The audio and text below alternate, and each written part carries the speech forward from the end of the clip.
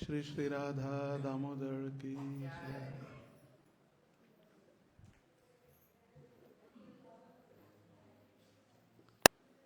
जय राधा माधव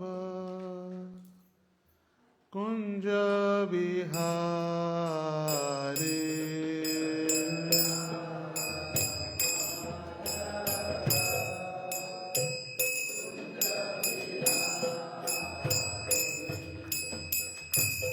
राधा माधव कुंज बिहारी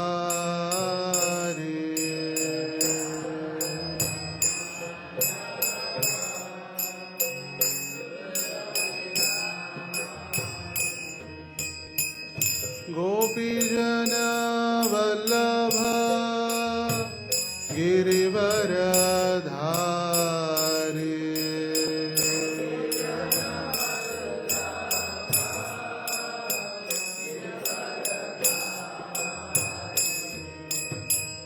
गोपीजन वल्लभ गिरिवरधारी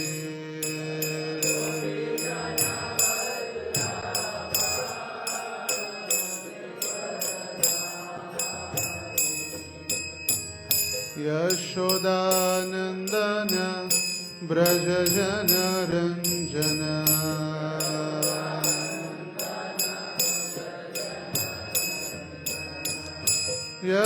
यशोदानंदन ब्रज जन रंजन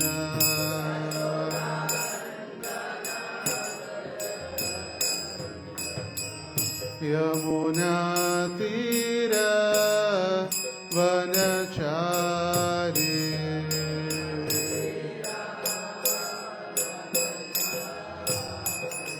यमुना तीर वनचारी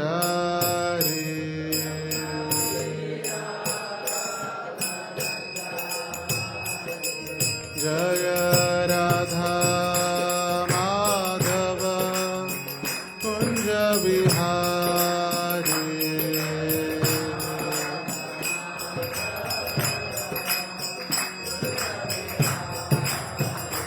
जय राधा माधव कुंज बिहारी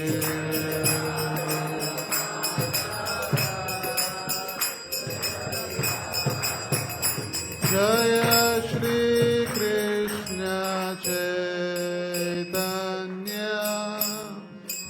प्रभु नित्यानंद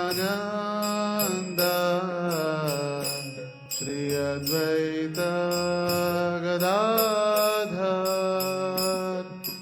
श्रीवासादि गौर भक्त वृंद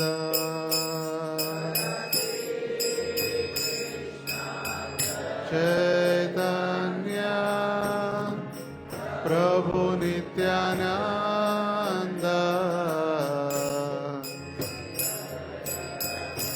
गदाधर श्रीवासादि गौर हरे Krishna Krishna Krishna Hare Hare Hare Ram Ram Ram Hare Hare Hare Krishna Krishna Krishna Hare Hare Hare Ram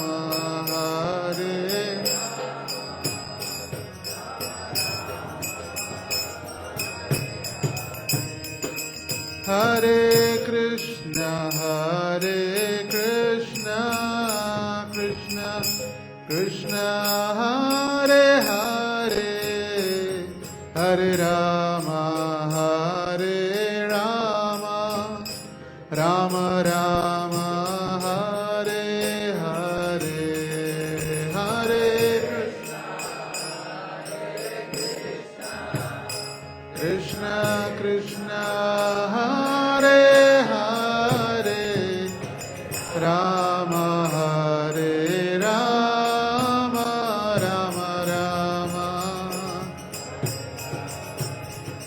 Hare Krishna, Krishna Krishna Hare Hare, Hare Rama, Rama Rama, Hare Hare, Hare Krishna,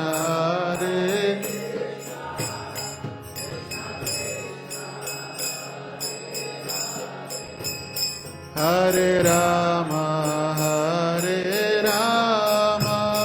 Rama Rama, Hare Krishna,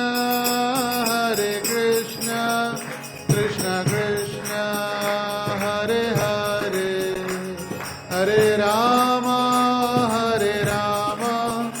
Rama Rama, Hare Hare.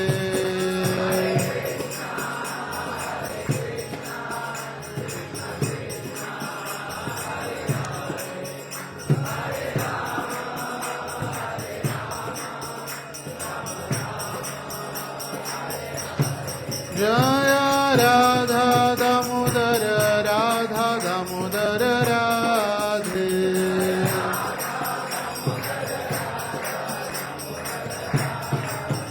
Jaya Radha Shama Sundar, Radha Shama Sundar Radhe.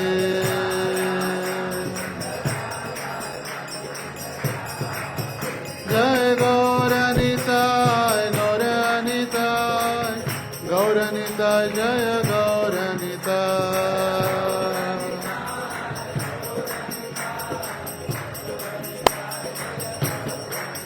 Prabhupada, Prabhupada.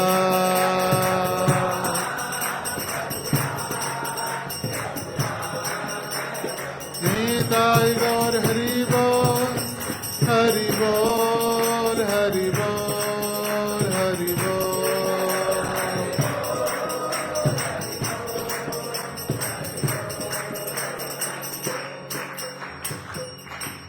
Shri हरिनाम संकीर्तन की, श्री श्री राधा दामोदर की जय, श्री श्री गौर निताय की जय, श्रील प्रभुपाद की जय, समवेत गौर भक्त वृंद की जय, ग्रंथराज श्रीमद्भागवतम की जय, निताय गौर प्रेमानंदे हरि हरि बोल।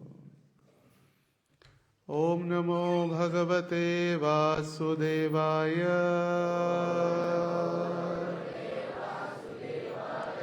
ओम नमो भगवते वासुदेवाय, ओम नमो भगवते वासुदेवाय। नारायणं नमस्कृत्यं नरं चैव नरोत्तमं, देवीं सरस्वतीं व्यासं ततो जयम्बुधिरये। नष्टप्रायेषु अभद्रेषु नित्यं भागवत सेवया, भगवते उत्तम श्लोके भक्तिर्भवति नैष्ठिकीम्। कृष्णाय वासुदेवाय देवकी नंदनाय च नंदगोपः कुमाराय गोविंदाय नमो नमः। हरे कृष्ण। सभी भक्तों का स्वागत है आज के इस प्रातःकालीन श्रीमद् भागवत कक्षा में। हम अध्ययन कर रहे ग्रंथराज श्रीमद् भागवतम स्कंद दूसरा अध्याय तीसरा। अध्याय का शीर्षक है शुद्ध भक्तिमय सेवा हृदय परिवर्तन और श्लोक संख्या है 17। आयुर्हरति वैपुंसा उद्यन्नस्तं च यन्नसो तस्यर्थे तत्क्षणो नीत उत्तमश्लोकवार्तया आयुर्हरति वै पुंसाम् उद्यन्नस्तं च यन्नसो तस्यर्थे तत्क्षणो नीत उत्तमश्लोकवार्तया आयुर्हरति वै पुंसाम् उद्यन्नस्तं च यन्नसो तस्यर्थे तत्क्षणो नीत उत्तमश्लोकवार्तया आयुर्हरति वै पुंसाम् उद्यन्नस्तं च यन्नसो तस्यर्थे यत्क्षणो नीत उत्तमश्लोकवार्तया आयुर्हरति वै पुंसाम् उद्यन्नस्तं च यन्नसो तस्यर्थे यत्क्षणो नीत उत्तमश्लोकवार्तया आयुर्हरति वै पुंसाम् उद्यन्नस्तं च यन्नसो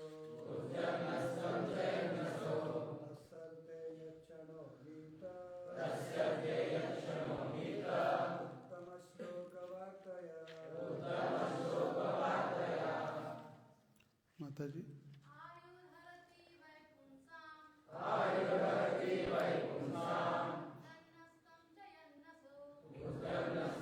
यन्नसो तस्यर्थे यत्क्षणो नीत उत्तमश्लोकवार्तया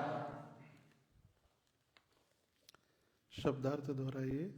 आयुः उम्र, हरति घटाता है, वै निश्चय ही, पुंसाम मनुष्यों की, उद्यन उदय होते, अस्तम अस्त होते, च भी, यन चलते हुए, असौ सूर्य, तस्य श्री भगवान की महिमा का गायन करने वाले का,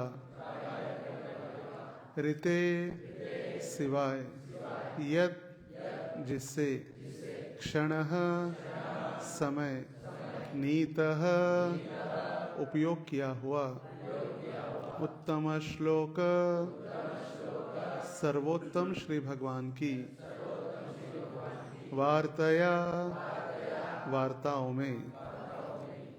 अनुवाद और तात्पर्य। कृष्ण कृपा श्री मूर्ति ऐसी भक्ति वेदांत स्वामी श्रील प्रभुपाद जी के द्वारा श्रील प्रभुपाद की जय। अनुवाद। उदय तथा अस्त होते हुए सूर्य सबकी आयु को क्षीण करता है, किंतु जो सर्वोत्तम श्री भगवान की कथाओं की चर्चा चलाने में अपने समय का सदुपयोग करता है, उसकी आयु क्षीण नहीं होती। तात्पर्य। यह श्लोक अप्रत्यक्ष रूप से भक्तिमय सेवा को त्वरित करके श्री भगवान से हमारे भोले संबंधों की अनुभूति कराने हेतु मानव जीवन का सदुपयोग करने की महत्ता की पुष्टि करता है। कहा गया है कि काल तथा ज्वार भाटा किसी की प्रतीक्षा नहीं करते, अतएव सूर्योदय तथा सूर्यास्त द्वारा व्यतीत होने वाला समय व्यर्थ ही बीतेगा यदि इसका उपयोग आध्यात्मिक मूल्यों की पहचान के लिए नहीं किया जाता। जीवन काल के किसी छोटे अंश के नष्ट हो जाने पर कितनी भी स्वर्ण राशि देकर इसकी भरपाई नहीं की जा सकती। जीव को यह मनुष्य जीवन इसीलिए प्रदान किया जाता है कि वह अपनी आध्यात्मिक पहचान एवं अपने सुख के स्थायी स्रोत को जान सके। हर जीव और उसमें भी मनुष्य सुख की तलाश में रहता है, क्योंकि सुख जीव की स्वाभाविक अवस्था है, किंतु वह भौतिक परिवेश में व्यर्थ की उसकी खोज करता है। जीव वैधानिक दृष्टि से परम पूर्ण का आध्यात्मिक स्फुलिंग है और उसके सुख का अनुभव उसके आध्यात्मिक कार्यों से पूर्णतः हो पाता है। श्री भगवान पूर्ण आत्मा है और उनके नाम, रूप, गुण, लीलाएं, पार्षद तथा व्यक्तित्व सभी उनसे अभिन्न हैं। बस एक बार भक्ति के सही माध्यम के द्वारा श्री भगवान के उपयुक्त शक्तियों में से किसी एक के भी संपर्क में आते ही तुरंत मनुष्य के लिए सिद्धि के द्वार खुल जाते हैं। श्रीमद् भगवद गीता 2 अध्याय 40वें श्लोक में श्री भगवान ने ऐसे संपर्क की व्याख्या इन शब्दों में की है। भक्ति के लिए किए गए प्रयास निष्फल नहीं होते। ऐसे कार्यों का शुभारंभ भी मनुष्य को भौतिक भय से उबारने के लिए पर्याप्त है। जिस प्रकार उच्चतम क्षमता की औषधि नसों के माध्यम से इंजेक्शन लगाते ही सारे शरीर पर अपना प्रभाव दिखा देता है, उसी प्रकार भगवत भक्त के कर्ण रंध्रों में प्रविष्ट होने वाली श्री भगवान की कथाएं बड़ी तेजी से प्रभाव दिखाती है। दिव्य कथाओं का श्रवण द्वारा पान करने का अर्थ है पूर्ण अनुभूति। जिस प्रकार वृक्ष के किसी अंग में फल लगने का अर्थ है पूरे वृक्ष का फलित होना, श्रील सुखदेव गोस्वामी जैसे शुद्ध भक्त के संग में की गई यह क्षण मात्र भी अनुभूति मनुष्य के संपूर्ण जीवन को सदा के लिए तैयार कर देती है। इस प्रकार सूर्य शुद्ध भक्त की आयु को कम कर नहीं पाता, क्योंकि भक्त भगवान की सेवा में लीन रहकर अपने जीवन को शुद्ध कर लेता है। मृत्यु शाश्वत जीव के भौतिक संदूषण का लक्षण है। इसी भौतिक संदूषण के कारण जीव जन्म, मृत्यु, जरा तथा व्याधि के नियमों के अधीन हो जाता है। जैसा कि श्री विश्वनाथ चक्रवर्ती ठाकुर ने उदाहरण दिया है, दान जैसे पुण्य कर्म की भौतिक रीति की संस्कृति श्रुति शास्त्रों द्वारा की गई है। सुपात्र को दान में दिया गया धन अगले जीवन के लिए सुनिश्चित बैंक बचत जैसा है। ऐसा दान ब्राह्मण को दिए जाने की संस्कृति है। यदि यह धन ब्राह्मणोचित गुणों से विहीन को दान दिया जाता है, तो वह उसी अनुपात में लग के अगले जन्म में वापस मिलता है। यदि यह अर्ध शिक्षित ब्राह्मण को दिया जाता है, तो भी यह दुगना होकर लौट आता है। यदि यह धन पूर्णतः योग्य ब्राह्मण को दिया जाता है, तो वह सैकड़ों हजारों गुना होकर वापस मिलता है। किंतु यदि धन वेद पारक, जिसे वास्तव में वेदों के पद की अनुभूति हो चुकी है, को दिया जाता है, तो वह असंख्य गुना होकर मिलता है। वैदिक ज्ञान का परम लक्ष्य भगवान श्री कृष्ण की अनुभूति है। जैसा कि भगवत गीता में कहा गया है, वेदेश सर्वैर अहमेव वेद्यः। दान में जो भी धन दिया जाता है उसके लौटने की सुनिश्चितता है, चाहे उसका अनुपात हो भी जो भी हो। इस प्रकार शुद्ध भक्त की संगति से श्री भगवान की दिव्य कथाओं के श्रवण तथा कीर्तन में बिताया गया एक क्षण भी शाश्वत जीवन या भगवत धाम लौटने की पूरी सुनिश्चितता है।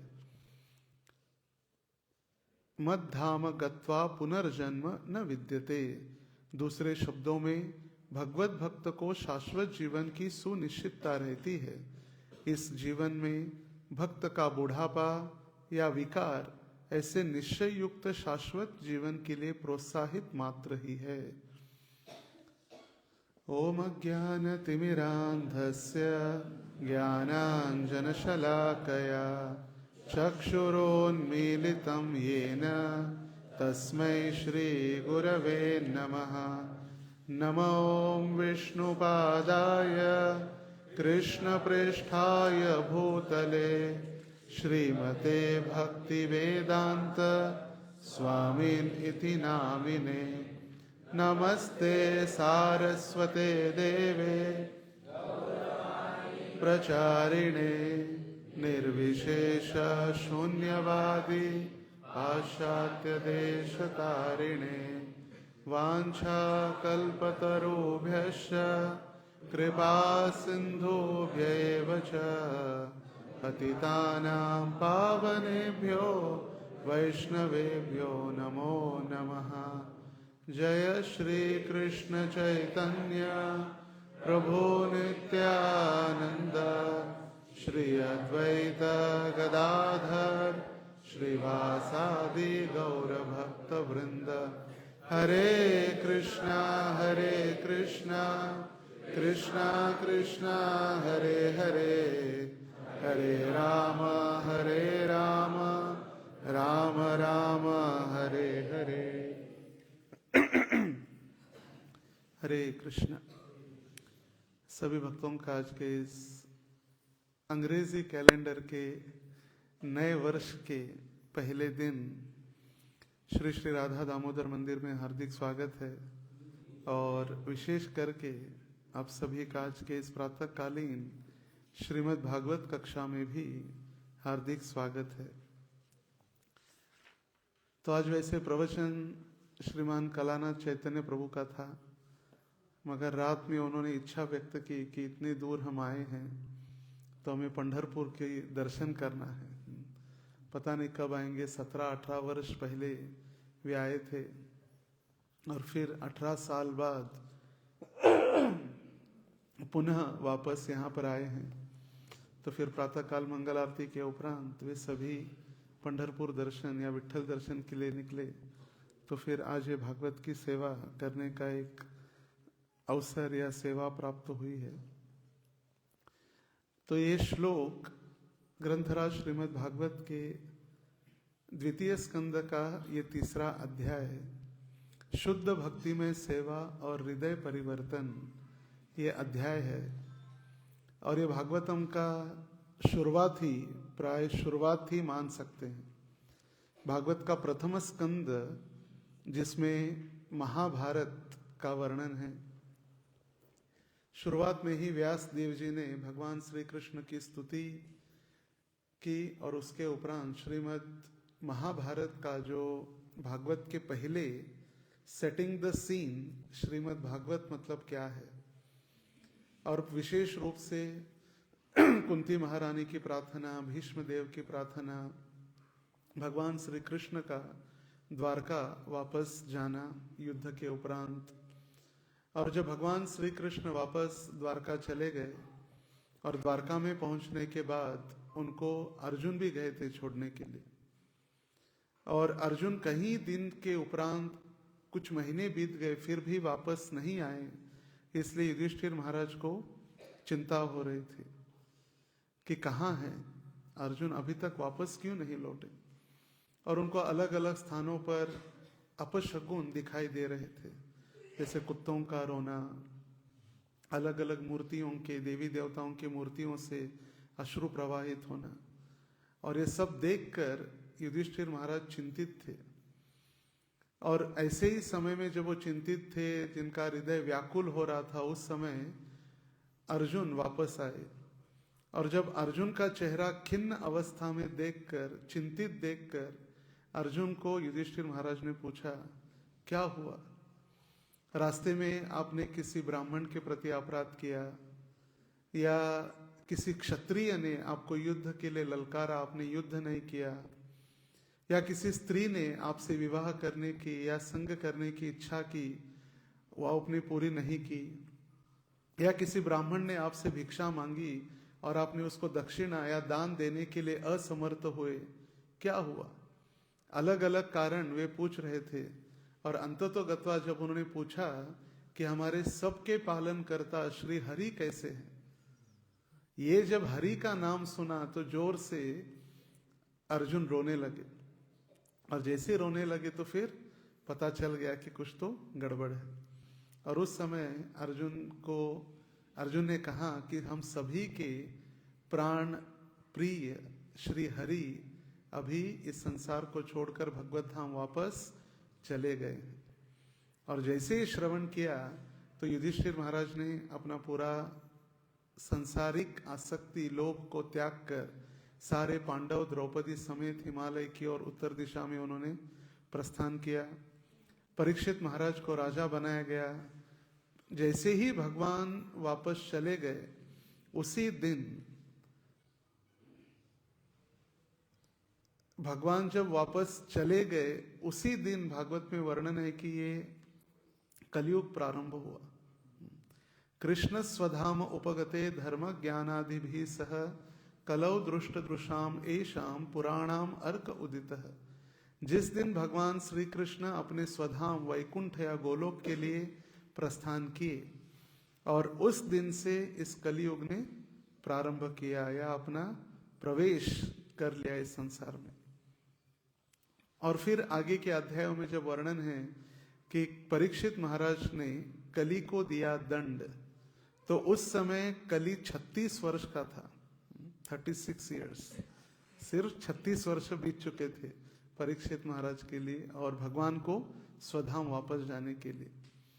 और फिर उसके उपरांत परीक्षित महाराज ने कली को दंड, फिर उनको रहने के लिए स्थान, फिर उनको श्राप मिला। फिर श्राप मिलने के बाद 7 दिन में तक्षक नामक सर्प आपको दंश करेगा और आपकी मृत्यु होगी। श्रृंगी ऋषि द्वारा दिया गया श्राप, ये पूरा भागवत के प्रथम स्कंद में है।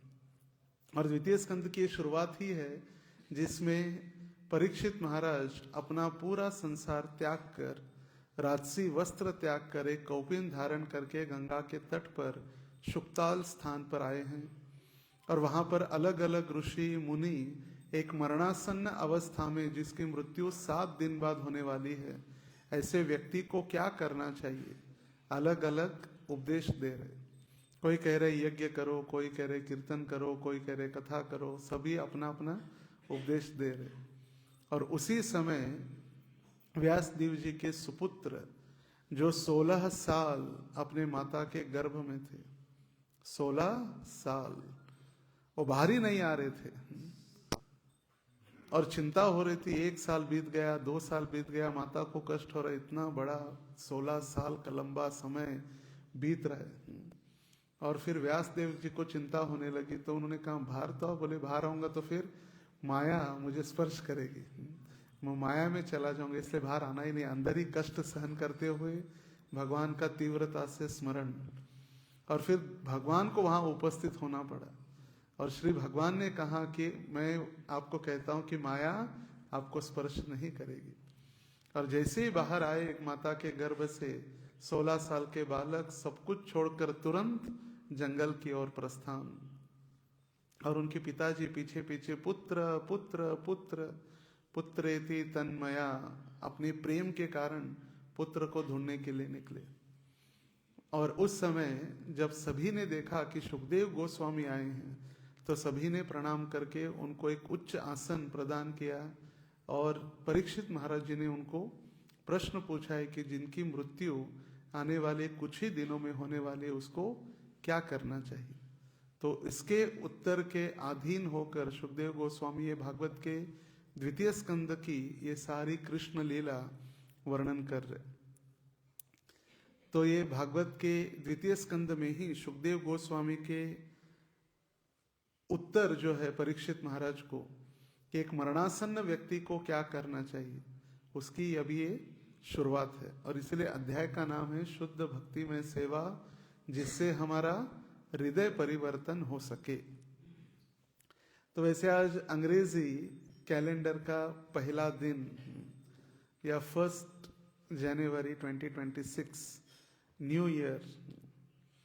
तो न्यू ईयर तो सभी मना ही रहे हैं, मगर गौड़ीय भक्त जो है चैतन्य महाप्रभु के अनुयायी, जो हम सभी श्रील प्रभुपाद जी की संस्था में सेवा कर रहे हैं या श्रील प्रभुपाद की संस्था से जुड़े हैं, हमारा नया वर्ष चैतन्य महाप्रभु के आविर्भाव के दिन से फाल्गुन पूर्णिमा के दिन प्रारंभ होता है हमारा नया साल, जिसको गौराब्द भी कहा जाता है, गौर अब्द या गौराब्द। और अभी जो आने वाला 537वां गौराब्द, मतलब चैतन्य महाप्रभु के अवतरित होने के बाद 537वां गौराब्द या हमारे लिए नया साल। ये जो अंग्रेजी कैलेंडर ईसा मसीहा के जन्म से प्रारंभ हुआ और 2025 वर्ष पूर्व ईसा मसीहा या जीसस क्राइस्ट जेरूसलेम में उनका अवतार या प्राकट्य, जिसको श्रील प्रभुपाद जी कहे, वो भी हमारे लिए एक आचार्य के समान है, क्योंकि उन्होंने कहा मैं भगवान का पुत्र हूँ, I am the son of God. और उन्होंने भगवान की भक्ति में लगाने का प्रयास किया सभी को, मगर सभी ने उनको, फिर संत को एक कष्ट होता है ऐसे, फिर उनको भी कष्ट देकर उनको सूली पर चढ़ा दिया। तो वो एक कैलेंडर जो आज से प्रारंभ हो रहा है, नया गौराब्द। फिर दूसरा महाराष्ट्र या गोवा में गुड़ी पाड़वा के दिन से जो नया कैलेंडर प्रारंभ होता है, चैत्र या गुड़ी पाड़वा, चैत्र के शुक्ल पक्ष की प्रतिपदा से।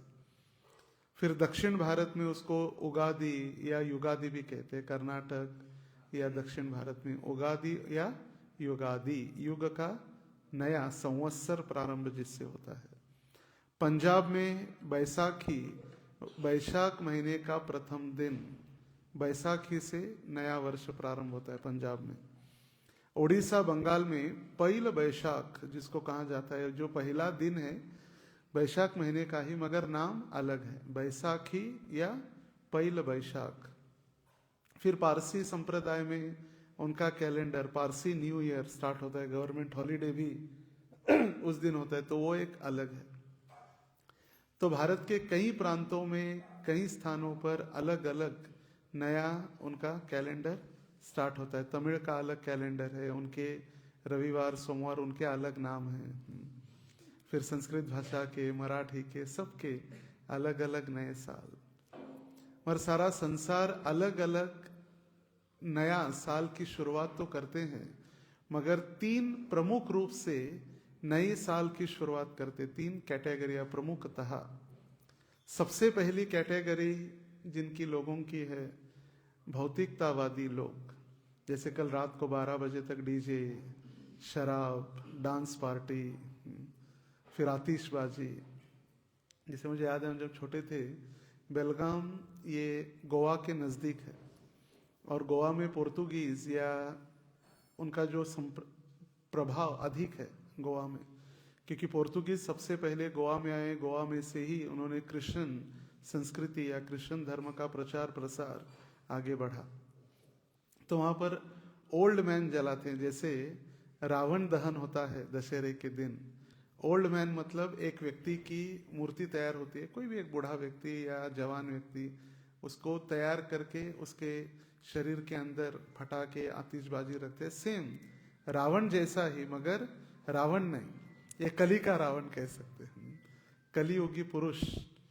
ये कलियुगी पुरुष उसको तैयार करके मध्य रात्रि में दिसंबर के 31 तारीख के रात के ठीक 12 बजे उनको जला देते हैं, आतिशबाजी, हैप्पी न्यू ईयर। तो फिर डांस क्लब, पार्टी या गाने चलाते हुए जोर जोर से डीजे गाड़ी में फुल वॉल्यूम में गाने चलाकर घूमना फिरना, लोगों को परेशान करना, पूरी रात एक ये कैटेगरी हो गई, नए साल की शुरुआत। सेकंड है जो हमारी वैदिक संस्कृति, जैसे हमने कहा चैत्र या युगादि, गुड़ी पाड़वा, फिर कुछ मिठाई देकर, तिलगुड़ घ्या गोड़ बोला, तिलगुड़ देकर या मिठाई देकर सूर्य के प्रथम किरण से भगवान की आराधना करते हुए, पूजन करते हुए, या जो भी संस्कृति या नियम है अपनी अपनी परंपराओं में, उन परंपराओं का पालन करते हुए नए साल की शुरुआत। जैसे कई सारे स्थानों पर अलग अलग व्यंजन बनाना, गुड़ी की पूजा करना इत्यादि जो होता है। और तीसरी कैटेगरी जो हम सभी भक्तों के लिए सबसे महत्वपूर्ण, श्रील प्रभुपाद जी इस तात्पर्य में वर्णन कर रहे। सभी से थोड़ा निवेदन है, अपनी मोबाइल फोन साइलेंट कीजिए, नहीं आता है तो किसी से करवा लीजिए। और तीसरा, जो श्रेष्ठतम श्रील प्रभुपाद जी जो वर्णन कर रहे, नए साल के दिन या पूरा दिन भगवान की सेवा, भगवान की कथा, भगवान का दर्शन, भगवान का नाम, और फिर दिवाली भगवान के दर्शन के साथ। जैसे हम थे नोएडा में कुछ वर्ष पूर्व, तो नोएडा, दिल्ली, एनसीआर में आज भी मिनी जन्माष्टमी बनती है। जन्माष्टमी के दिन नोएडा में 5 लाख और आज कम से कम 2-2.5 लाख दर्शनार्थियों की संख्या होती है। मिनी जन्माष्टमी, नए साल की शुरुआत। तो कई सारे ऐसे प्रदेश है जहाँ पर आज भी वैदिक सभ्यता, वैदिक संस्कृति, भगवान के दर्शन से नए साल की शुरुआत कर रहे। तो हम भी अधिक से अधिक भगवान का नाम, भगवान की भक्ति, भगवान की सेवा, वैष्णवों का दर्शन, भगवान का दर्शन, इससे ही हमारे नए साल की शुरुआत हम कर सकते हैं। तो ये हो गई तीसरी कैटेगरी। जैसे इस संसार में हम आए तो हैं, हमको लगता है बहुत अच्छा है, हैप्पी न्यू ईयर है, अच्छे दिन आएंगे, मगर कब आएंगे पता नहीं, कहाँ तो है आएंगे। मगर ये संसार जन्म मृत्यु जरा व्याधि दुख दोष अनुदर्शनम, हम कहते तो है हैप्पी हैप्पी हैप्पी, मगर हैप्पी है कहाँ?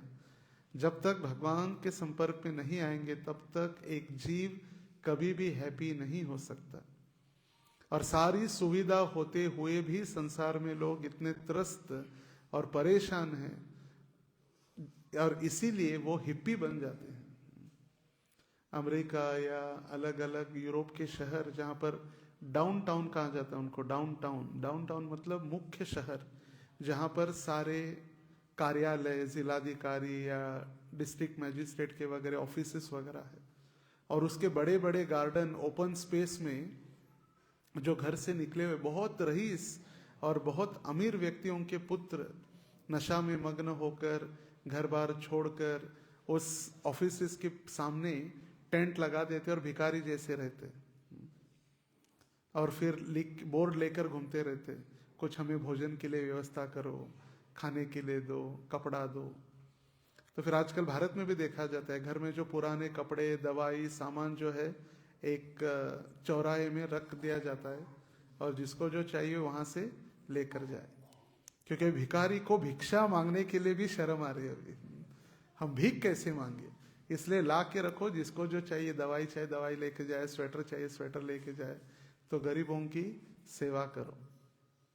तो ऐसे पूरा हिप्पी बन गए। हैप्पी कहाँ थे?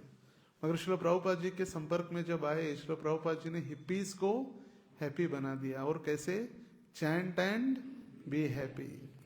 उनसे सभी से नाम संकीर्तन करवा के प्रभुपाद जी ने उनको आनंदित बनाया। हम संसार में आनंद तो है, आनंद प्रवेश, आनंद की आवश्यकता है, आनंद तो चाहिए, मगर है कहाँ इस संसार में?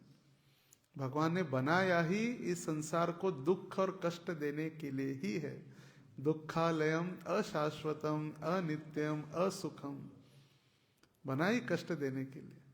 जैसे फिर हमारी हालत फिर वो ऑस्ट्रिच पक्षी जैसी हो जाती है। ऑस्ट्रिच नामक एक पक्षी है, उसके पीछे यदि कोई शिकारी या उसको पकड़ने के लिए कोई दौड़ते भागते हैं तो क्या कहते हैं, जितनी शक्ति है उतना भागता है, और फिर आगे जाकर अपनी मुंडी या अपना चेहरा जमीन के अंदर डाल देता है, और फिर उसको कुछ नहीं देता, उसको लगता है अभी कष्ट निकल गया, बस खत्म हो गया, और वो पीछे आके उसको पकड़ के लेके जाता है। जिसे मराठी में कहते हैं, जब बिल्ली आंख बंद कर दूध पीती है तो उसको लगता है कि मुझे कोई देख नहीं रहा है। पीते दूध डोळे मिटूनी जात मांजरांची। तो ऐसे ही ऑस्ट्रिच पक्षी भी ऐसे भागता भागता है, फिर जमीन में अपना चेहरा डाल देता है, फिर उसको लगता है मुझे कोई देख नहीं रहा है। उसी प्रकार श्रील प्रभुपाद जी जो कथा बताया करते थे बारंबार, प्रसिद्ध कथा, जैसे एक स्त्री के पास एक सोने का पिंजरा था और उसमें तोता था, उसको गिफ्ट मिला था, और उस सोने के पिंजरे के लिए इतना प्रेम था उस स्त्री का, उस रानी का, हर रोज उसको पॉलिश करके, उसको पोंछ के, उसको साफ सफाई, एकदम चमकाता हुआ पिंजरा था। मगर उसके अंदर जो तोता था उसको कभी चिंता ही नहीं की खाने की पीने की, सिर्फ वो पिंजरे की ही आच्छादित जो था पिंजरा उसकी केयर करते जाने के कारण एक दिन वो तोता मर गया। फिर रानी रोने लगी, बोले क्या हो गया क्या हो गया? बोले मुझे गिफ्ट मिला था इतना सुंदर पिंजरा, तोता, तोता मर गया। तो फिर जिसने गिफ्ट दिया था वो आया, बोले क्या हुआ? बोले तोता मर गया, कैसा गिफ्ट दिया आपने? बोले तोता तो मैंने गिफ्ट दिया, आपने उसको खिलाया पिलाया कि नहीं कुछ? बोले कुछ नहीं। बोले जो पिंजरा था उसको ही मैं हर रोज पहुंचती थी। तो उसी प्रकार श्रील प्रभुपाद जी समझाते हैं कि हमारा भी शरीर वो पिंजरे के समान है। नए साल में नए रेजोल्यूशंस, नए कॉस्मेटिक्स, नए मेकअप के साहित्य, डिस्काउंटेड रेट्स, डिस्काउंट रेट में कपड़े सब मिल रहे हैं। New year factory sale, new year 50% discount, get one buy one get three, get four, जितना अभी फैक्ट्री सेल है एकदम होलसेल में मिल रहा है। मगर शरीर की तो पिंजरे की व्यवस्था तो हो गई, मगर जो आत्मा उस तोते के समान है उसका क्या? जैसे कृष्ण ये हमारी आत्मा की आवश्यकता है, जैसे शरीर की आवश्यकता है रोटी, कपड़ा और मकान। तीन आवश्यकता जो बेसिक कहा गया है, रोटी, कपड़ा, मकान। ये पहले के जमाने का है। आज के जमाने में रोटी, कपड़ा, मकान, गाड़ी, वाईफाई। वाईफाई या इंटरनेट नहीं होगा तो जिएंगे कैसे? और ये इतना अभी अधीन हो गए हम भक्ति में भी आने के बाद। कई सारे अभी जब मीटिंग्स वगैरह होती है वहां पर चाहे सन्यासी हो या कोई भी हो, हम इतने उसके अधीन या यंत्रणा में अटक चुके हैं। सबसे पहले उनको स्वागत करो, माला पहनाओ, रूम में रखो, पानी वगैरह, उसके महत्वपूर्ण टेबल पर लिखना होता है कि वाईफाई का पासवर्ड क्या है मीटिंग में या रूम में। नहीं तो फिर वो मीटिंग का स्थान पूरा परफेक्ट नहीं होता। तो फिर रोटी, कपड़ा, मकान जैसे शरीर की बेसिक आवश्यकताएं हैं, उसी प्रकार कृष्ण या कृष्ण कथा, कृष्ण प्रसाद, कृष्ण दर्शन ये आत्मा की आवश्यकता है। जैसे हम शरीर के लिए भोजन करते हैं, आत्मा का भोजन भगवान की भक्ति है। और ये भक्ति के विषय में श्रील प्रभुपाद जी इस तात्पर्य में हमें समझा रहे। तो एक कथा बताई जाती है, जैसे एक जनवरी के दिन एक पाश्चिमात्य देश में एक पिताजी अपने पुत्र को लेकर बताए, बोले चलो आज नया साल है, नया साल के शुरुआत में मैं आपको कपड़े, खिलौने खरीद के देना चाहता हूँ। जैसे हम लेते हैं ना दिवाली में, दिवाली के लिए कपड़े, गणेशोत्सव के लिए कपड़े, गणपति के लिए कपड़े। गणपति तो कपड़े नहीं पहनता, गणपतीला कपड़े, पण कपड़े पहनता कौन है? हम ही पहनते हैं। दिवाळीला कपड़े पहनता कौन है? हम ही हैं। तो फिर वो बच्चा भी खुश हो गया, चलो पिताजी आज चॉकलेट, खिलौने और कपड़े दे रहे। तो जब मार्केट में गए, बहुत एकदम आलीशान तैयारी और स्वागत, डिस्काउंटेड रेट, पूरा मार्केट भरा हुआ था। तो मार्केट में जब जा रहे थे तो छोटे बच्चे ने एक दुकान देखा, वहां पर अलग अलग पक्षियों को पिंजरे में बंद करके रखा हुआ। तो पक्षी बेचते ना अलग अलग, उस दुकान का क्या कहते हैं उसको? पक्षियों का दुकान, पेट शॉप। तो पक्षियों के दुकान में उसने देखा कि कई सारे पक्षी अलग अलग पिंजरे में बांध कर रखे हैं, और एक में से उनको कहीं से खून निकल रहा है, क्योंकि पकड़ के लाते हैं तो खून वगैरह निकल रहा था। तो बेचारा बच्चा बहुत दुखी हो गया, पिताजी के कहने लगा, पिताजी मेरी एक इच्छा है। पिताजी कहे बोलो। बोले आपने जो पैसा लाया है मेरे लिए कपड़े या खिलौने लेने के लिए, वो पैसे इनको दे दो, और इनको बोलो जितने भी पैसे के हम देंगे उतने पक्षियों को आप छोड़ दो, उनको मुक्त करा दो, इस पिंजरे से, इस जंजाल से उनको मुक्त करा दो। पिताजी भी खुश हो गए अपने पुत्र की भावना देखकर। कौन इतना विचार करता है, छोटे लड़के वगैरह, वो तो खिलौने, कपड़े, चॉकलेट उसमें ही आनंदित थे। पिताजी भी गए और उनको पैसा दिया। बोले आप क्यों इतना क्रूर कार्य कर रहे? तो बोले तो मेरी रोजी रोटी इसके ऊपर ही चलती है, इसके ऊपर ऐसे ही पक्षी पकड़ के लाता हूँ, बेचता हूँ और घर चलता है। तो आप चिंता मत करो, ये पैसे लो और जितने भी इस पैसे में पक्षियों को मुक्त करना है उनको मुक्त कर दो, और आगे भी आपके लिए नए कारोबार या जॉब के लिए मैं आपको हेल्प करूंगा, जिससे आपको ये क्रूर कार्य न करना पड़े। तो जब बच्चे ने देखा कि जब ये पक्षियों को पिंजरे से खोलकर आनंद के साथ वो उड़ गए आकाश में, कहीं पेड़ पर कहीं आकाश में आनंद के साथ उड़ गए, तो उसी प्रकार हमारी भी ये परिस्थिति है। हम भी इस संसार के पिंजरे में अटके हुए हैं। और प्रभुपाद जी, जैसे प्रभुपाद तात्पर्य में लिख रहे, प्रभुपाद जी अपना नाम तो नहीं लिख रहे, सुखदेव गोस्वामी जैसे शुद्ध भक्त, ऐसे भक्तों की कृपा से ये पिंजरे से हम मुक्त हो सकते हैं।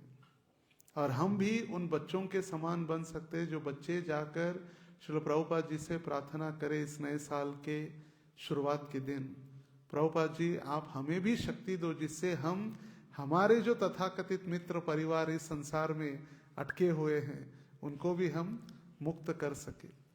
और वो मुक्त होकर फिर भगवान के चरणों में जो भक्ति लता बीज हृदय से प्राप्त हुई भक्ति लता, वो धीरे धीरे धीरे धीरे भगवान के चरणों में पहुंच जाती है।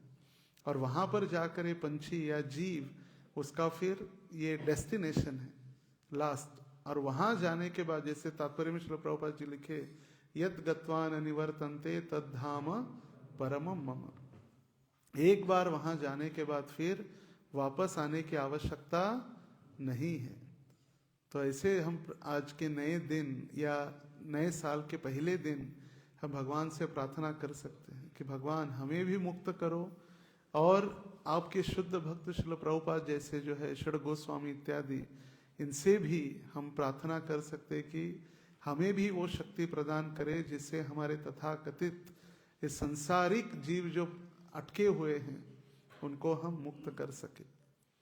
जैसे महाराज जी बताते हैं, दोनों के जीवन में, परम पूज्य राधानाथ महाराज और परम पूज्य लोकनाथ स्वामी महाराज, दोनों के जीवन में एक सेम प्रसंग हुआ अलग अलग समय में।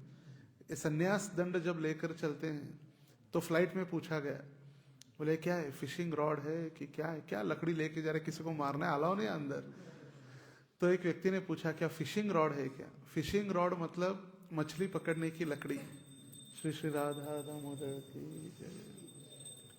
फिशिंग रॉड मतलब एक जो लकड़ी होती है और उसको एक धागा लटका कर घंटों घंटों तक बूढ़े व्यक्ति जिनको काम धंधा नहीं है घर में या कुछ करना धरना नहीं, ऐसे तालाब के तट पर या नदी के तट पर बैठ जाते हैं एक मछली पकड़ने के लिए। तो फिर इनको पूछा फिशिंग रॉड है क्या? बोले फिशिंग रॉड तो नहीं है मगर एक तरह से फिशिंग रॉड ही है। बोले कैसे फिशिंग रॉड है? बोले संसार में जितने भी जीव ये डूब रहे उनको एक एक को निकालने के लिए फिशिंग रॉड है। तो ये फिशिंग रॉड जो श्रील प्रभुपाद जी और उनके वर्तमान आचार्य, उनके अनुयायी ये भ्रमण इसीलिए कर रहे कि वो इन बद्ध जीवों को इस संसार के जंगल से मुक्त करा सके। और प्रश्न आ सकता है फिर प्रभुपाद जी जो लिखे हैं तात्पर्य में, जो प्रश्न आ सकता है कि हम काम नहीं करें, इस संसार में नहीं रहे तो फिर हम जिएंगे कैसे? अगर हम भक्ति करते रहेंगे तो फिर जिएंगे कैसे? फिर उसका उत्तर भगवान भगवत गीता में स्पष्ट रूप से दिए हैं। 90वें अध्याय का 22वां श्लोक, अनन्या चिंतयन्तो माम ये जना पर्युपासते तेषा नित्याभियुक्तानाम योगक्षेमम वहाम्यहम। जो अनन्य रूप से भगवान की भक्ति करता है उसको भगवान पूरा अपनी शक्ति प्रदान करते हैं। जो भी उसके पास है उसका रक्षण करते हैं और जो नहीं है उसको पूर्ण करते हैं। और ये योगक्षेमम वहाम्यहम भगवान कहे मगर उसको LIC वालों ने चुरा लिया है।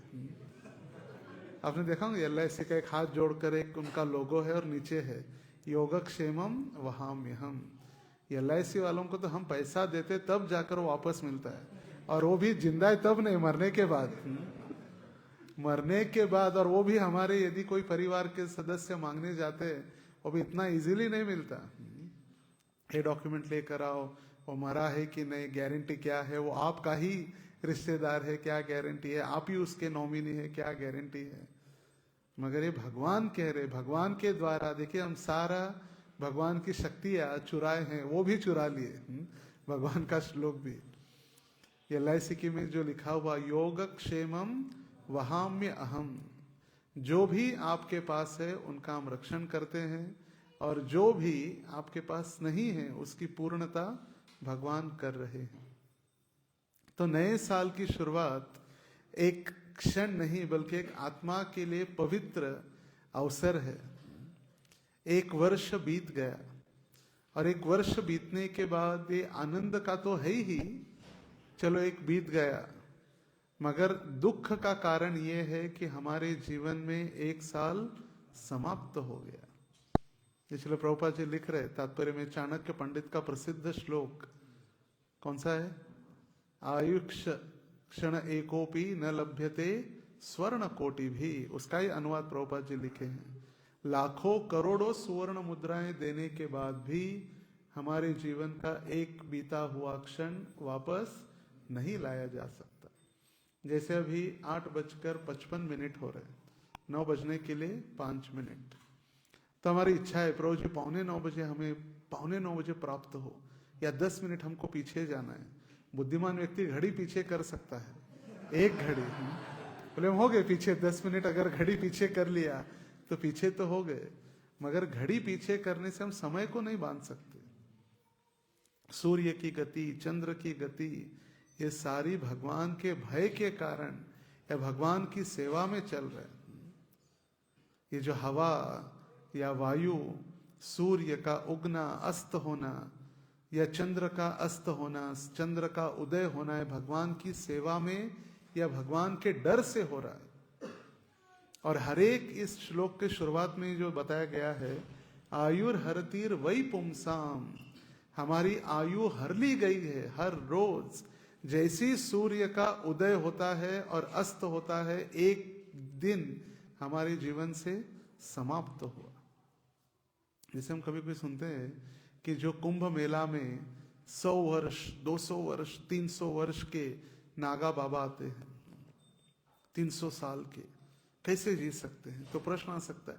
मगर वो अपने जो सांसें हैं वो गिन कर दी गई है सबको, काउंटेड है सभी के पास। जैसे हम पेपर में पढ़ते इतना ध्यान नहीं देते। त्यांनी अंतिम श्वास घेतला, आखिर का सांस उन्होंने ले लिया, तो उनके पास आखिरी जो था उन्होंने लेकर समाप्त हो गया। तो हम क्या करते हैं इस संसार में? रैट रेस, जो भाग दौड़ या जिम, जहां पर भागना दौड़ना शारीरिक कष्ट, इससे जो हमारे सांसें हैं, जैसे सांसें फूलती है ना, सांसें अधिक यूज होती, अधिक यूज हो रही है। मगर ये जो योगी है वो सांसों को रोक के रखते हैं। जैसे भगवद गीता में भगवान बताए, अपने नाक के ऊपर ध्यान केंद्रित करते हुए योगी अपने मन को या अपने प्राण वायु को केंद्रित करते हुए उसको रोकता है। तो ये रोकने के बाद उनकी आयु बढ़ती है। तो सांसें हो या हमारे लिए दिए गए क्षण हो या हमारा अंतिम समय हो, हर एक सूर्य उदित हो रहा है। सूर्य उद्यन्न चमचयन्नसो, उदित हो रहा है और अस्त हो रहा है। हमारा एक दिन समाप्त हो गया। संसारिक लोगों के लिए वैसे अगर स्पष्ट शब्दों में कहा जाए तो हम 1 साल मर चुके हैं, मर गए, वापस आने वाला नहीं है। मगर भक्तों के लिए अच्छा है आनंद का, क्योंकि 1 साल हम भगवान के और निकट पहुंच गए भगवान की सेवा के लिए। जैसे भक्ति विनोद ठाकुर कहे, कौन कहता है वैष्णव मरता है? वैष्णव जब जीता है तभी भगवान की सेवा कर रहा है, और मरने के बाद भी शाश्वत धाम में भगवान की सेवा कर रहा है। तो भगवान वैष्णव कभी मरते नहीं है। और इसीलिए वैष्णव का आविर्भाव और तिरोभाव दोनों भी उत्साह के साथ मनाया जाता है। कभी कभी लोग प्रश्न पूछते हैं, अरे मरने के बाद भी फीस्टिंग कर रहे लोग, मरने के बाद भी फीस्ट चल रही है। चैतन्य महाप्रभु स्वयं जब जगन्नाथपुरी में थे, हरिदास ठाकुर ने इच्छा व्यक्त की कि मैं शरीर आपकी अंतिम लीला मैं देख नहीं सकता और उसका कष्ट मैं सहन नहीं कर पाऊंगा, इसलिए आपकी उपस्थिति में ही मुझे शरीर त्याग करना है। जब गोविंद प्रसाद लेकर आए जगन्नाथ जी का, बोले प्रसाद नहीं लूंगा, मैंने आज जब कंप्लीट नहीं किया प्रसाद नहीं, और मैं नहीं लूंगा, खाना पीना सब कुछ छोड़ दिया था। फिर महाप्रभु आए, बोले नहीं ऐसा क्यों कर रहे हो? ये शरीर भगवान की संपत्ति है। बोले हाँ भगवान की संपत्ति है, मगर आपकी अंतिम लीला, या आप इस संसार में नहीं हैं, या आप भगवत धाम प्रवेश गोलोक वापस जाएंगे, ये मैं नहीं देख सकता। इसलिए मुझे आपके उपस्थिति में ही मेरा शरीर त्याग करना है। तो महाप्रभु तो सायंकाल के समय में कुछ बोले नहीं, मगर दूसरे दिन प्रातः काल वक्रेश्वर पंडित, सार्वभौम भट्टाचार्य और स्वरूप दामोदर सबको लेकर आए, और सभी ने उसमें वक्रेश्वर पंडित जी को कीर्तन महाप्रभु ने आदेश दिया, तुम कीर्तन करो, और सभी उदंड कीर्तन होने लगा। कृष्णदास कविराज गोस्वामी लिखते हैं, उदंड कीर्तन मतलब एकदम उल्लास के साथ जब कीर्तन प्रारंभ हुआ, और फिर हरिदास ठाकुर के वक्षस्थल पर चैतन्य महाप्रभु अपने चरण रखे, और चैतन्य महाप्रभु को देखते हुए श्री कृष्ण चैतन्य नाम का उच्चारण करते हुए हरिदास ठाकुर ने अपना देह त्याग किया सिद्ध बकुल में। और वहां से चैतन्य महाप्रभु का ये लीला देखकर सारे भक्तों को याद आई भीष्म पितामह की, क्योंकि भीष्म पितामह ने भी इच्छा की थी कि भगवान के समक्ष मैं देह त्याग करूंगा, कि उनको इच्छा मृत्यु का वरदान था अपने पिताश्री के द्वारा। इच्छा मृत्यु इतने बाणों की शैया पर लेटे थे मगर मरे नहीं थे, मृत्यु उनकी इच्छा मृत्यु थी। और जब भगवान समक्ष आकर कुरुक्षेत्र की युद्ध भूमि में एक दिन प्रातःकाल भगवान कहे अर्जुन को, क्या जब एक विशिष्ट अतिथि से मिलने जाना है, क्षमा कीजिए युधिष्ठिर महाराज को कहे, और युधिष्ठिर महाराज को कहे आज आप राजा का पोशाक धारण करके उनको मिलने जाना है। तो फिर बाकी के पांडव भी पूछे हम भी आ सकते, बोले हाँ चलो, द्रौपदी भी चलो। और जैसे ही सूचना मिली कि भगवान श्री कृष्ण पांडवों के साथ द्रौपदी सहित कुरुक्षेत्र युद्ध भूमि में जा रहे पुनः, तो फिर सारे पंचक्रोशी से अलग अलग संत महात्मा जन एकत्रित हुए, और सारे ऋषि मुनि नारद इत्यादि सभी कुरुक्षेत्र में जब पहुंचे, तो भगवान जब समक्ष खड़े हुए, तो बाणों की शैया पर जो लेटे थे वो भीष्म पितामह भगवान की स्तुति करने लगे। हमें एक इंजेक्शन लगता है तो हमें डर लगने लगता है, अरे भगवान चिल्लाते हैं, या बाणों की शैया पर पूरे गिरे हुए और स्तुति किए। और उस समय स्तुति करते हुए भगवान श्री कृष्ण कहे कि भीष्म पितामह आपकी इच्छा के अनुसार युधिष्ठिर महाराज अभी एक छत्र सम्राट बन चुके हैं और पूरे कौरव प्रांत के महाराजा बन चुके हैं। कौरव मतलब सिर्फ 100 कौरव नहीं है, पांडवों को भी कौरव में ही गिना जाता है, क्योंकि कुरु वंश के ये सारे पुत्र थे। इसीलिए तो सभी कौरवों का आदर्श प्रस्थापित करने के लिए युधिष्ठिर अभी एक छत्र सम्राट बन चुके हैं। और भगवान कहे मेरी इच्छा है कि आप उनको धर्म का मार्गदर्शन करो। धर्मपरायण, एक धर्मपरायण राजा कैसे राज्य करना है, आप थोड़ा मार्गदर्शन करो। और ये सुनते ही द्रौपदी हंसने लगी। द्रौपदी के मन में विचार आया कि ये बूढ़ा क्या बताएगा, क्योंकि इसने तो कभी धर्म का पालन किया नहीं। क्योंकि जब मेरा वस्त्र हरण हो रहा था तो यहीं पर उपस्थित था, उस दिन तो अच्छा खट्टा था, एकदम अच्छा खासा था, खड़ा था और कुछ नहीं किया। और अभी ये धर्म का रक्षण या धर्म परायणता का उपदेश क्या देने वाला है। और द्रौपदी की मुस्कान देखकर भीष्म पितामह जान गए कि द्रौपदी क्या सोच रहे मन में। और उस समय उन्होंने कहा द्रौपदी आप जो हंस रही है उसका भी उत्तर मेरे पास है। उस समय मैं धृतराष्ट्र और दुर्योधन के द्वारा फेंके गए टुकड़ों पर मैं पल रहा था और उनका खा रहा था, इसीलिए मेरे शरीर में उनका ही रक्त था। एक बार भोजन करने के बाद उसका प्रभाव 40 दिन तक शरीर में रहता है। कितने दिन? 40 दिन तक। हमको लगता है आज खा लिया, कल शौच क्रिया किया, खत्म, बस हो गया। 40 दिन तक उसका प्रभाव, क्योंकि जो अलग अलग स्टेप्स में खून बनता है पेशियों के द्वारा, ये अलग अलग वीर्य तक जब ये प्रोसेस है, पांड्रा पेशी, लाल पेशी इत्यादि जितना भी है पूरा प्रोसेस, तो 40 दिन तक प्रभाव रहता है। और मैं उनके घर में खा रहा था, इसलिए उनकी सेवा की। मगर अभी अर्जुन के बाणों के द्वारा मेरे शरीर से पूर्ण अपवित्र रक्त अभी निकल चुका है। उनके खाया हुआ जो भोजन के कारण जो रक्त बन गया था अभी समाप्त हो चुका है, पूरा बह गया रक्त। और इसीलिए मैं अभी धर्म परायणता के विषय में चर्चा कर सकता हूं। और उस समय भीष्म पितामह ने जो वचन बताए उसमें से सबसे प्रसिद्ध है देश काल विभागवित, टाइम प्लेस एंड सर्कमस्टेंस, वेळ काल आणि परिस्थिति जो हम कहते हैं वो बताया किसने है? भीष्म पितामह, देश काल विभागवित।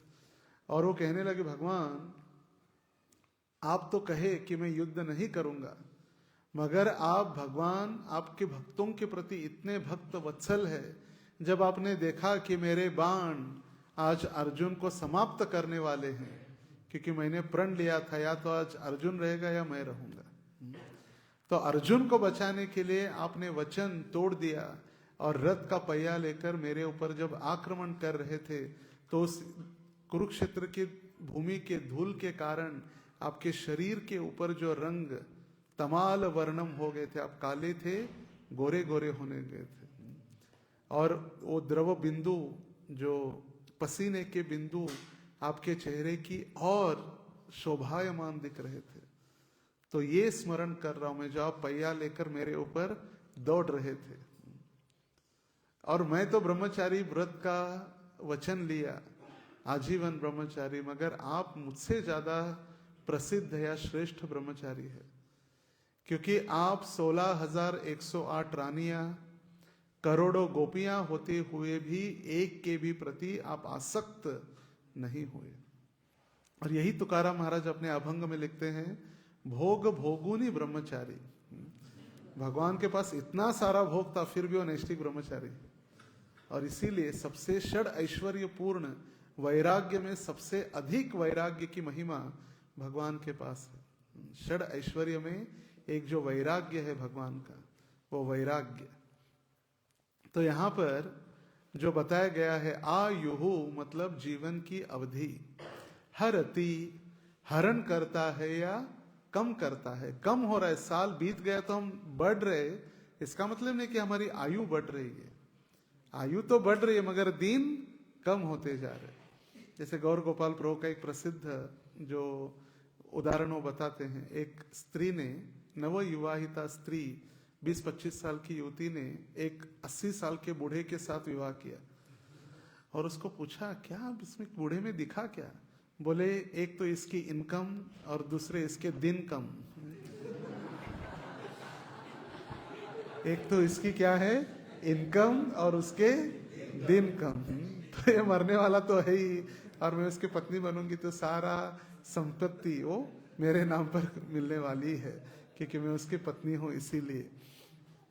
पुंसाम मतलब मनुष्यों की, उद्यन मतलब सूर्य उदित होता है, अस्तम मतलब अस्त होता है, क्षण समय का क्षण, उत्तम श्लोक वार्तया भगवान श्री कृष्ण की कथा द्वारा। उत्तम श्लोक भगवान का एक नाम भी है, उत्तम श्लोक, क्योंकि भगवान की स्तुति सदैव उनके भक्त अच्छे या उत्तम श्लोकों द्वारा उनकी स्तुति की जाती है, या भगवान की लीलाओं का गुणगान किया जाता है। भगवान को कभी किसी ने बंड्या पिंटी नाम से नहीं पुकारा, देखिए भगवान के नाम भी दामोदर, मुकुंद, कितनी सुंदर अलग अलग उनके अलग अलग लीलाओं से अलग अलग उनके नाम हैं। तो उत्तम श्लोक वार्तया, सूर्य के उदय और अस्त होने से प्रत्येक मनुष्य की आयु निरंतर घटती रहती है, लेकिन जो समय भगवान उत्तम श्लोक श्री कृष्ण की कथा सुनने या कहने में लगाते हैं, वे उनका समय कभी भी व्यर्थ नहीं गंवाते। और इसीलिए रूप गोस्वामी भक्ति रसामृत सिंधु में वर्णन करते हैं शुद्ध भक्तों की, अलग अलग जो वर्णन करते हैं शुद्ध भक्ति में, एक है अव्यर्थ कालत्वम। जो भक्त होता है अपने जीवन में काल या समय व्यर्थ नहीं गंवाता है। अव्यर्थ कालत्वम मतलब समय व्यर्थ नहीं गंवाता है, एक के बाद एक कार्य करते हुए समय टाइम पास नहीं है। भक्तों के जीवन में टाइम पास नहीं है। और भगवान की लीला क्या है? पास टाइम है। पास टाइम का उल्टा करो तो टाइम पास है। पास टाइम और टाइम पास। भगवान करते हैं वो पास टाइम है, और हम जो करते हैं वो टाइम पास है। तो इसलिए संसारिक चीजों को जिसको हमने स्वीकार किया है, उन चीजों से धीरे धीरे मुक्त होकर, तो ये भी नहीं कि हमें सब कुछ परिश्रम नहीं करना है, भगवान ही हमारा रक्षण करेंगे, भगवान ही हमें देंगे। भगवान ने तो कह दिया योगक्षेमो अहम, तो हम आराम से बैठेंगे नहीं। जो भी हमारे नीति नियम आश्रम के अनुसार है, हमारी जो नियत कर्म है, उन नियत कर्मों को करना तो हमारी जिम्मेदारी ही है। ऐसे नहीं कि विवाह किया, 1 महीना हम रहे और 1 महीने के बाद हमें वैराग्य प्राप्त हुआ, सब कुछ छोड़कर चलो घर बार, चलो हरिद्वार, छोड़ो घर बार चलो हरिद्वार। ऐसे नहीं होता। या फिर मरकट वैराग्य कहलाता है। मरकट वैराग्य मतलब कुछ समय के लिए, फिर और वही चीजें। और इसीलिए जो हमारे नियत कर्म हैं, जिस आश्रम में हम हैं, जो हमारी जिम्मेदारियां हैं, उसका वहन करते हुए भगवान की भक्ति में लगने का प्रयास करना। वहन करना, बहुत जिम्मेदारियों को वहन करना बहुत महत्वपूर्ण है। हम भाव विभोर होकर या हमारे मनोकल्पित बनकर सहजिया नहीं बन सकते। जैसे सहजियों के विषय में भक्ति विनोद ठाकुर कहे, आउल बाउल सखी बेकी चूड़ा नागरी चैतन्य गोसाई, ऐसे अलग अलग 13 प्रकार के अपसंप्रदाय थे। 13 अपसंप्रदाय जो कहते थे हम चैतन्य महाप्रभु के भक्त हैं, मगर वो महाप्रभु के भक्त नहीं थे, दिखावा बस। जैसे महाप्रभु के भक्त है या कृष्ण के हम अनुयायी हैं या राधा भाव हमें जागृत हुआ है, इसलिए गोपी ड्रेस पहनकर गोपी भाव में रोना, हा कृष्ण मुझे बांसुरी की आवाज सुनाई दे रही है, कृष्ण मुझे रास में छोड़कर चले गए इसलिए हम रो रहे, या चैतन्य महाप्रभु नहीं इसीलिए रो रहे। तो फिर ये अलग अलग 13 अपसंप्रदाय का खंडन भक्ति सिद्धांत सरस्वती ठाकुर ने किया, जिनके पिता के आदेश से। और इसीलिए उनकी जब हम प्रणति गाते हैं भक्ति सिद्धांत सरस्वती ठाकुर की, उनमें आता है अपसिद्धांत द्वांत हारिणे। अपसिद्धांत, सारे जो अपसिद्धांत चालू हुए थे, आउल बाउल सखी बेकी चूड़ा नागरी इत्यादि, सबको उन्होंने समाप्त कर दिया। और इतने कठोर थे अपने सिद्धांत के ऊपर, उनको देखकर ही सारे मायावादी और तथाकथित लोग भाग जाते, दूसरे रास्ते से निकल जाते। और इसीलिए उनको लायन गुरु या सिंह गुरु कहा जाता है, सिंह गुरु। और भक्ति सिद्धांत सरस्वती ठाकुर के आशीर्वाद से या उनके निर्देशन से ही ये सारे हम नीति नियम पालन कर रहे हैं। जो नीति नियम हम ब्रह्मचारी के वस्त्र हो या तिलक हो, कंठी माला हो, आश्रम हो, दीक्षा हो, ये इन्होंने सेट किया भक्ति सिद्धांत सरस्वती ठाकुर ने। उनके पहले कोई वस्त्र पहन लेता था, कोई भी बाबा जी, कोई भी ब्रह्मचारी, दीक्षा के बाद वो तुरंत दीक्षा दे देता, जब तक अपने गुरु जीवित है तब तक चलते रहता था। नियम है कि जब तक अपने गुरु जीवित है तब तक एक शिष्य दीक्षा नहीं दे सकता, और पहले चल रहा था सब कुछ। तो भक्ति सिद्धांत सरस्वती ठाकुर ने सारे सिद्धांत दिए और अपसिद्धांत का खंडन किया, इसलिए उनका नाम हुआ भक्ति सिद्धांत। भक्ति के सिद्धांत की स्थापना की। विमला प्रसाद पहला नाम, दीक्षित नाम वार्षभानवी देवी दैतदास। वार्षभानवी मतलब वृषभानु की कन्या के प्रिय, दैत मतलब प्रिय, राधा के जो प्रिय है उनके दास, राधा प्रिय दास। वार्षभानवी देवी दैत दास। वार्षभानवी देवी कौन है? श्रीमती राधा रानी। दैत मतलब उनके प्रिय और उनके दास। और फिर भक्ति सिद्धांत सरस्वती ठाकुर। तो सूर्य का एक उदय, जैसे हमने कहा, हमारा एक दिन कम हो रहा है, चाहे हम जग रहे हों या सो रहे हों, वो रुकने वाला नहीं है। कहीं कहीं 12 घंटे सोने वाले भी लोग हैं, कहीं कहीं 16 घंटे भी सोने वाले लोग हैं इस संसार में। हम सोते रहे या जगते रहे, ये सूर्य की गति और समय या काल हमारे रुकने वाला नहीं है। जैसे पाश्चिमात्य देशों में, विशेष करके लंदन में इत्यादि, जब विंटर सीजन या शरद ऋतु प्रारंभ होता है, दोपहर 1:30-2 बजे अंधेरा हो जाता है। दोपहर 1:30-2 बजे अंधेरा, आप निकल नहीं सकते घर के बाहर अंधेरे में। और इतना बर्फ -3, -2, -5, -10 तक चला जाता है। बर्फबारी, हमको लगता है प्रभु जी बर्फ इतना अच्छा है, बर्फ ठंडा होना चाहिए, ठंडा। वो 1-2 दिन की बात है, और 4 दिन ज्यादा रहेंगे तो हम भाग कर आ जाएंगे वहां से। तो बर्फबारी, जैसे प्रभुपाद जी के समय में कई सारे लोग कहा करते थे कि ब्रिटिश एम्पायर इज एवरीवेयर। ब्रिटिशों ने सारे संसार में राज्य किया, पूर्ण पृथ्वी के ऊपर उनका एक जमाने में राज्य था। हर जगह पर ब्रिटिश एम्पायर का झंडा लहराता था। तो एक कोई व्यक्ति कहे प्रभुपाद जी को लंदन में कि स्वामी जी ब्रिटिश एम्पायर में कभी सूर्यास्त होता ही नहीं, क्योंकि ब्रिटिश एम्पायर सारे संसार में फैला हुआ है, कहीं भी सूर्यास्त होता ही नहीं, क्योंकि 2400 घंटे जहां पर भी सूर्य है वहां पर हमारा ब्रिटिश एम्पायर है। कैसे कहा उन्होंने? क्योंकि जब भारत में अभी दिन है तो अमेरिका में रात्रि है, तो वहां पर भी जब दिन है यहां पर भी दिन है, सारे संसार में दिन ही दिन है।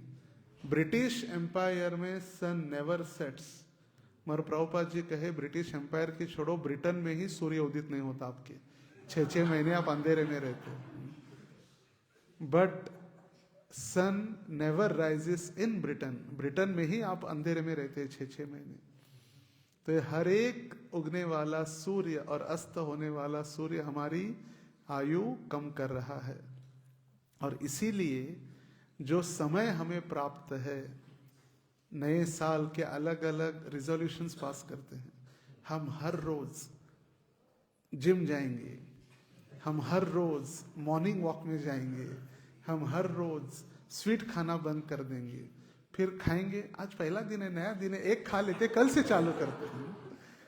आज थोड़ा लेट हो गया उठने के लिए, कल से वॉक करते, तो कल कभी आने वाला है ही नहीं। भौतिक संसार में इतने सारे हम नीति नियम लेते, एक साथ लंबी लिस्ट, वो कभी पूर्ण होने वाली है ही नहीं। जब हम छोटे थे तो मुझे याद है कि गांव में या सारे संसार में ऐसी वार्ता फैल गई कि एक भूत आता है हर रोज, और वो भूत आ रहा है गांव में, और आप अगर कन्नड़ में लिखेंगे नाड़े बा मतलब कल आओ, तो फिर वो पढ़ के कल आएगा। इसलिए सब ने अपने घरों पर लिखा था नाड़े बा नाड़े बा नाड़े बा, और भूत का नाम ही हो गया नाड़े बा, मतलब कल आओ। नाड़े मतलब कल, बा मतलब आओ।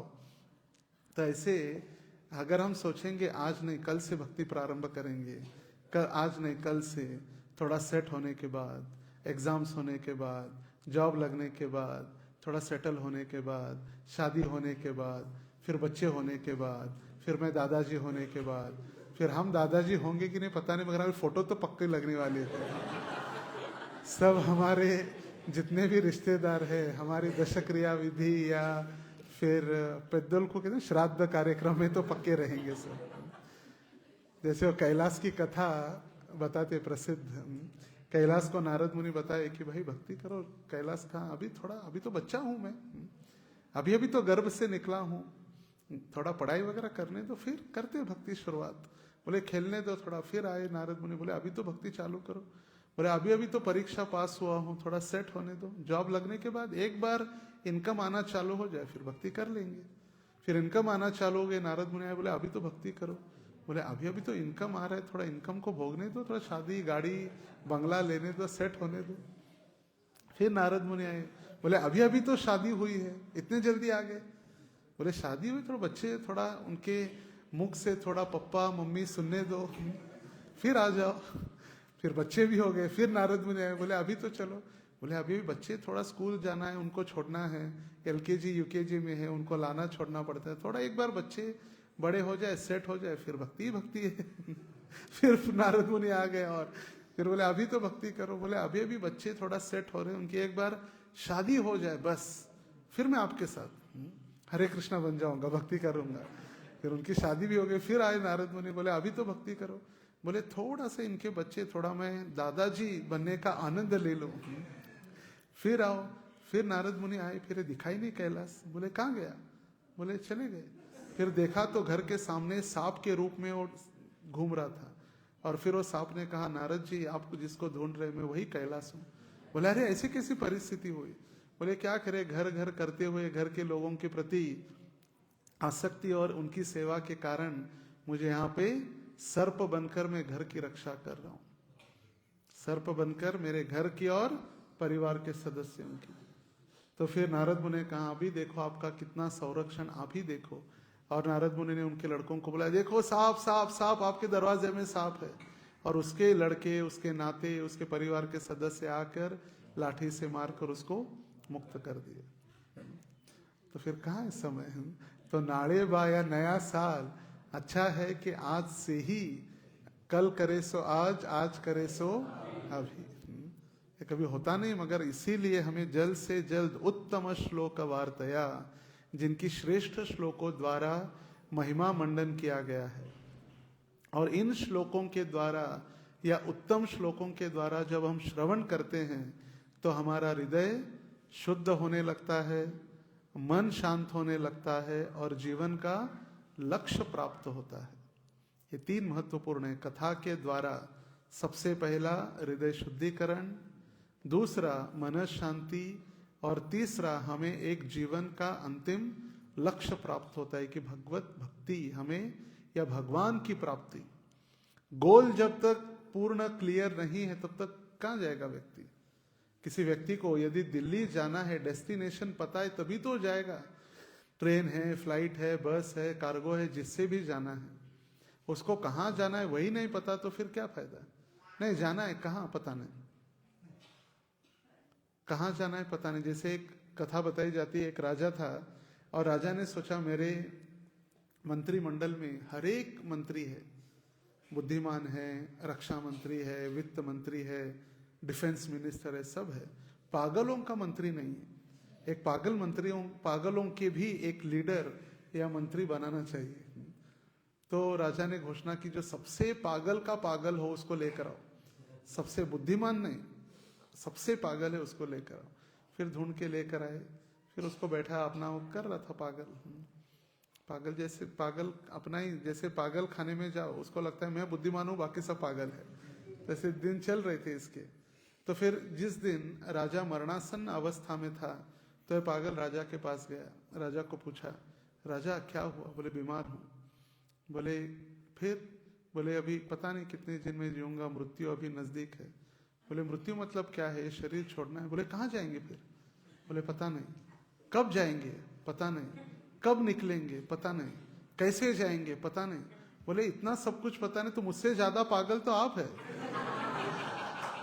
मैं तो पागलों का मंत्री हूं मगर मुझसे पागल तो आप है, क्योंकि कब जाना है पता नहीं, कहाँ जाना है पता नहीं, कैसे जाना है पता नहीं, किसके साथ जाना है पता नहीं, मगर आप ही पागल है फिर। और इसीलिए परीक्षित महाराज का एक अच्छा सौभाग्य ये हमें प्रस्तुत किया जा रहा है उदाहरण, कि उनके पास जो 7 दिन थे हमारे पास ही 7 दिन ही है। संडे से लेकर मंडे तक, नहीं संडे से लेकर सैटरडे तक, पूरे 7 सप्ताह ही है। 8वां दिन किसी के पास नहीं। 7 दिन में मरना है। मगर वो एक अच्छा है कि 7 दिन कम से कम पता है, कौन से साल है, कौन सा दिन है वो तो नहीं पता, मगर 7 दिन में जाना है इतना पक्का है।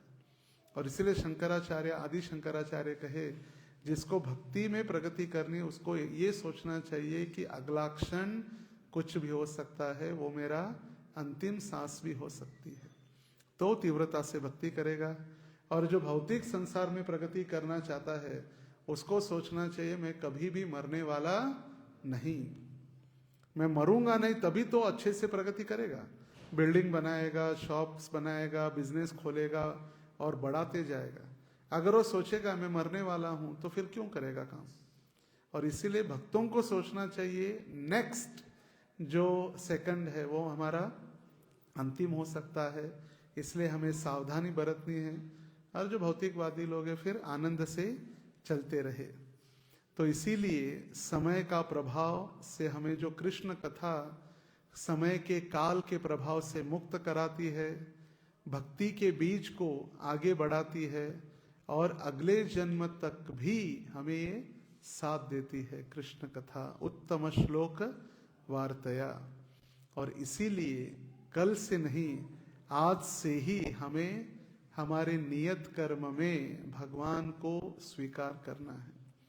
हमें छोड़ना कुछ नहीं। कभी कभी लोगों को लगता है अरे भक्ति करना मतलब सब कुछ छोड़ना पड़ेगा, महाराज बनना पड़ेगा या घर छोड़ना पड़ेगा। नहीं, जहां पर भी है स्थाने स्थिताम, जिस स्थान में है वहीं पर स्थित रहकर हमारे जीवन में भगवान को, हमारे कुटुंब में, हमारे परिवार में भगवान को एक मुख्य व्यक्ति बनाकर उनके अधीन रहना मतलब ही भगवान की भक्ति है। ना कि आज चलो 1 तारीख है सब कुछ छोड़ के हम चले वृंदावन जाए, वृंदावन में हम सब कुछ छोड़ के राधा कुंड में भक्ति करें। अच्छी बात है, विचार अच्छा है, मगर वहां जाकर हमें ब्रज भक्ति या राधा कुंड की भक्ति करने के लिए अभी हमारी पात्रता या हमारी शिक्षण, हमारा अध्ययन पूर्ण नहीं हुआ है या हम उसके योग्य नहीं हैं, या जंगल में जाने के लिए या वन में जाने के लिए। और इसीलिए जिस स्थान पर हम हैं, श्रील प्रभुपाद जी की कृपा से हमें उस स्थान पर वैकुंठ बनाया गया है। जैसे कल वैकुंठ एकादशी थी, करोड़ों भक्त तिरुपति पहुंचे मगर हम नहीं पहुंचे, मगर जो यहाँ थे वो भी वैकुंठ द्वार से वैकुंठ में ही प्रवेश किए थे। श्रील प्रभुपाद जी कहे, मैं each and every temple is non different than Vaikuntha, Vaikuntha से अभिन्न है। और इसीलिए हमारा सौभाग्य है कि जिस स्थान पर हम हैं वहाँ पर श्रील प्रभुपाद जी की कृपा से, आचार्यों की कृपा से कृष्ण की भक्ति, कृष्ण के विग्रह, कृष्ण के जो प्रभुपाद जी तात्पर्य में लिख रहे सारा कि कृष्ण का नाम, रूप, गुण, लीला, पार्षद और व्यक्तित्व सभी कुछ हमें प्राप्त हो रहा है। तो इस नए साल में जो श्रील प्रभुपाद जी ने जो हमें दिया है उसको अधिक तीव्रता से, समर्पण से और शरणागति से यदि हम उसको स्वीकार करें तो भारत में अच्छे दिन आए नहीं आए मगर हमारे जीवन में तो अच्छे दिन निश्चित आने वाले हैं। हरे कृष्णा कृष्णा कृष्णा हरे हरे, हरे राम राम राम हरे हरे। बहुत बहुत धन्यवाद सभी का, इतनी बड़ी संख्या में। ऐसा लग रहा था संडे ही है, फिर मुझे याद है क्या संडे नहीं है, गुरुवार है, सभी को जॉब के लिए भी जाना है। तो अभी सभी के लिए प्रसाद है, प्रसाद के उपरांत सभी फिर प्रस्थान कर सकते हैं। बहुत बहुत धन्यवाद। ग्रंथराज श्रीमद् भागवत महापुराण की जय। श्री श्री राधा दामोदर की जय। राधा दामोदर भक्त समाज की जय। निताई गौर प्रेमानंदे हरि हरि बोल।